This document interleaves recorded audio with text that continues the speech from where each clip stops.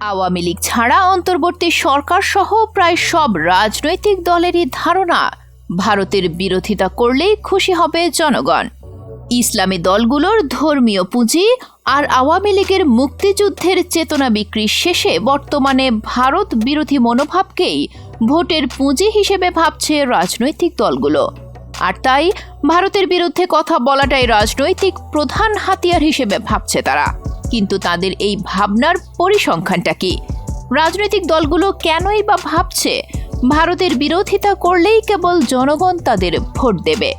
সম্প্রতি voice of America বাংলার এক জরিপে দেখা গেছে ভারতকে পছন্দ করেন 53.6% মানুষ এবং অপছন্দ করেন 41.3% বাংলাদেশি মানুষ।